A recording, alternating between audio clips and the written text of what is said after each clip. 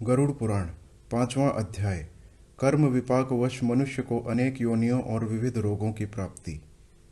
गरुड़ जी ने कहा, हे केशव, जिस जिस पाप से जो जो चिन्ह प्राप्त होते हैं और जिन जिन योनियों में जीव जाते हैं वह मुझे बताइए। श्री भगवान ने कहा, नरक से आए हुए पापी जिन पापों के द्वारा जिस योनि में जाते हैं और जिस पाप से जो चिन्ह होता है वह मुझसे सुनो। ब्रह्म हत्यारा क्षय रोगी होता है। गाय की हत्या करने वाला मूर्ख और कुबड़ा होता है। कन्या की हत्या करने वाला कोढ़ी होता है और ये तीनों पापी चांडाल योनि प्राप्त करते हैं। स्त्री की हत्या करने वाला तथा गर्भपात कराने वाला पुलिंद होकर रोगी होता है। परस्त्री गमन करने वाला नपुंसक और गुरु पत्नी के साथ व्यभिचार करने वाला चर्म रोगी होता है। मांस का भोजन करने वाले का अंग अत्यंत लाल होता है। मद्य पीने वाले के दांत काले होते हैं। लालचवश अभक्षय भक्षण करने वाले ब्राह्मण को महोदर रोग होता है। जो दूसरे को दिए बिना मिष्ठान्न खाता है उसके गले में गंडमाल रोग होता है। श्राद्ध में अपवित्र अन्न देने वाला श्वेत कुष्ठी होता है। गर्व से गुरु का अपमान करने वाला मनुष्य मृगी का रोगी होता है। वेद शास्त्र की निंदा करने वाला निश्चित ही पांडु रोगी होता है। झूठी गवाही देने वाला गूंगा, पंक्ति भेद करने वाला काना, विवाह में विघ्न करने वाला व्यक्ति ओष्ठ रहित और पुस्तक चुराने वाला जन्मांध होता है। गाय और ब्राह्मण को पैर से मारने वाला लूला लंगड़ा होता है। झूठ बोलने वाला हकलाकर बोलता है तथा झूठी बात सुनने वाला बहरा होता है। विष देने वाला मूर्ख और पागल तथा आग लगाने वाला गंजा होता है। मांस बेचने वाला अभागा और दूसरे का मांस खाने वाला रोगी होता है। रत्नों का अपहरण करने वाला हीन जाति में उत्पन्न होता है। सोना चुराने वाला नख रोगी और अन्य धातुओं को चुराने वाला निर्धन होता है। अन्न चुराने वाला चूहा और धान चुराने वाला टिड्डी होता है। जल की चोरी करने वाला चातक और विष का व्यवहार करने वाला वृश्चिक होता है। शाक पात चुराने वाला मयूर होता है। शुभ गंध वाली वस्तुओं को चुराने वाला छुछुंदरी होता है। मधु चुराने वाला डांस, मांस चुराने वाला गीध और नमक चुराने वाला चींटी होता है। तांबूल, फल तथा पुष्प आदि की चोरी करने वाला वन में बंदर होता है। जूता, घास तथा कपास को चुराने वाला भेड़ योनि में उत्पन्न होता है। जो रौद्र कर्मों से आजीविका चलाने वाला है, मार्ग में यात्रियों को लूटता है और जो आखेट का व्यसन रखने वाला है वह कसाई के घर का बकरा होता है। विष पीकर मरने वाला पर्वत पर काला नाग होता है। जिसका स्वभाव अमर्यादित है वह निर्जन वन में हाथी होता है। बलि वैश्व देव न करने वाले तथा सब कुछ खा लेने वाले द्विज और बिना परीक्षण किए भोजन कर लेने वाले व्यक्ति निर्जन वन में व्याघ्र होते हैं। जो ब्राह्मण गायत्री का स्मरण नहीं करता और जो संध्योपासन नहीं करता, जिसका अंतः स्वरूप दूषित तथा बाह्य स्वरूप साधु की तरह प्रतीत होता है, वह ब्राह्मण बगुला होता है। जिनको यज्ञ नहीं करना चाहिए उनके यहाँ यज्ञ कराने वाला ब्राह्मण गांव का सूअर होता है। क्षमता से अधिक यज्ञ कराने वाला गदर्भ तथा बिना आमंत्रण के भोजन करने वाला कौवा होता है। जो सत्पात्र शिष्य को विद्या प्रदान नहीं करता वह ब्राह्मण बैल होता है। गुरु की सेवा न करने वाला शिष्य बैल और गधा होता है। गुरु की प्रति अपमान के तात्पर्य से हूँ या तुम शब्दों का उच्चारण करने वाला और वाद विवाद में ब्राह्मण को पराजित करने वाला जल विहीन अरण्य में ब्रह्म राक्षस होता है। प्रतिज्ञा करके द्विज को दान न देने वाला सियार होता है। सत्पुरुषों का अनादर करने वाला व्यक्ति अग्निमुख सियार होता है। मित्र से द्रोह करने वाला पर्वत का गीध होता है और क्रय में धोखा देने वाला उल्लू होता है। वर्णाश्रम की निंदा करने वाला वन में कपोत होता है। आशा को तोड़ने वाला और स्नेह को नष्ट करने वाला, द्वेषवश स्त्री का परित्याग कर देने वाला बहुत काल तक चक्रवाक होता है। माता पिता गुरु से द्वेष करने वाला तथा बहन और भाई से शत्रुता करने वाला हजारों जन्मों तक गर्भ में या योनि में नष्ट होता रहता है।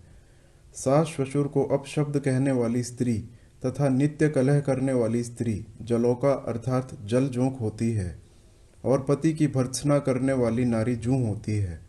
अपने पति का परित्याग करके पर पुरुष का सेवन करने वाली स्त्री चमगीदड़ी, छिपकली अथवा दो मुंह वाली सर्पिणी होती है। सगोत्र की स्त्री के साथ संबंध बनाकर अपने गोत्र को विनष्ट करने वाला तरक्ष अर्थात लक्कड़बग्गा और शल्लक अर्थात शाही होकर रीछ योनि में जन्म लेता है। तापसी के साथ व्यभिचार करने वाला कामी पुरुष मरु प्रदेश में पिशाच होता है और अप्राप्त यौवन से संबंध रखने वाला वन में अजगर होता है। गुरु पत्नी के साथ गमन की इच्छा रखने वाला मनुष्य गिरगिट होता है। राजपत्नी के साथ गमन करने वाला ऊंट तथा मित्र की पत्नी के साथ गमन करने वाला गधा होता है। गुदागमन करने वाला विष्ठा भोगी सुअर तथा शूद्रगामी बैल होता है। जो महाकामी होता है वह कामलंपट घोड़ा होता है। किसी के मरणा शौच में एकादशाह तक भोजन करने वाला कुत्ता होता है। देव द्रव्य भोक्ता देवलख ब्राह्मण मुर्गे की योनि प्राप्त करता है। जो ब्राह्मणाधम द्रव्यार्जन के लिए देवता की पूजा करता है वह देवलख कहलाता है। वह देव कार्य तथा पितृ कार्य के लिए निंदनीय है। महापातक से प्राप्त अत्यंत घोर एवं दारुण नरकों का भोग प्राप्त करके महापातकी व्यक्ति कर्म के क्षय होने पर पुनः इस लोक में जन्म लेते हैं। ब्रह्म हत्यारा गधा, ऊंट और महिषी की योनि प्राप्त करता है तथा सुरापान करने वाले भेड़िया, कुत्ता एवं सुयार की योनि में जाते हैं। स्वर्ण चुराने वाला कृमि, कीट तथा पतंग की योनि प्राप्त करता है। गुरु पत्नी के साथ गमन करने वाला क्रमशः तृण, गुल्म तथा लता होता है। परस्त्री का हरण करने वाला, धरोहर का हरण करने वाला तथा ब्राह्मण के धन का अपहरण करने वाला ब्रह्म राक्षस होता है। ब्राह्मण का धन कपट स्नेह से खाने वाला 7 पीढ़ियों तक अपने कुल का विनाश करता है और बलात्कार तथा चोरी के द्वारा खाने पर जब तक चंद्रमा और तारकों की स्थिति होती है तब तक वह अपने कुल को जलाता है। लोहे और पत्थर के चूर्ण तथा विष को व्यक्ति पचा सकता है, पर तीनों लोकों में ऐसा कौन व्यक्ति है जो ब्राह्मण के धन को पचा सकता है। ब्राह्मण के धन से पोषित की गई सेना तथा वाहन युद्ध काल में बालू से बने सेतु बांध के समान नष्ट भ्रष्ट हो जाते हैं। देवद्रव्य का उपयोग करने से अथवा ब्रह्मस्व का हरण करने से या ब्राह्मण का अतिक्रमण करने से कुल पतित हो जाते हैं। अपने आश्रित वेद शास्त्र परायण ब्राह्मण को छोड़कर अन्य ब्राह्मण को दान देना ब्राह्मण का अतिक्रमण करना कहलाता है। वेद वेदांग से के ज्ञान से रहित ब्राह्मण को छोड़ना अतिक्रमण नहीं कहलाता है, क्योंकि जलती हुई आग को छोड़कर भस्म में आहुति नहीं दी जाती। हे ताक्षर्य, ब्राह्मण का अतिक्रमण करने वाला व्यक्ति नरकों को भोग कर क्रमशः जन्मांध एवं दरिद्र होता है। वह कभी दाता नहीं बन सकता, अपितु याचक ही रहता है। अपने द्वारा दी हुई अथवा दूसरे द्वारा दी गई पृथ्वी को जो छीन लेता है वह 60,000 वर्षों तक विष्ठा का कीड़ा होता है। जो स्वयं कुछ देकर पुनः स्वयं ले भी लेता है वह पापी 1 कल्प तक नरक में रहता है। जीविका अथवा भूमि का दान देकर यत्नपूर्वक उसकी रक्षा करनी चाहिए। जो रक्षा नहीं करता प्रत्युत उसे हर लेता है वह पंगु कुत्ता होता है। ब्राह्मण को आजीविका देने वाला व्यक्ति 1,00,000 गोदान का फल प्राप्त करता है और ब्राह्मण की वृत्ति का हरण करने वाला बंदर, कुत्ता तथा लंगूर होता है। हे खगेश्वर, प्राणियों को अपने कर्म के अनुसार लोक में पूर्वोक्त योनियां तथा शरीर पर चिन्ह देखने को मिलते हैं। इस प्रकार दुष्कर्म करने वाले जीव नारकीय यातनाओं को भोग कर अवशिष्ट पापों को भोगने के लिए इन पूर्वोक्त योनियों में जाते हैं।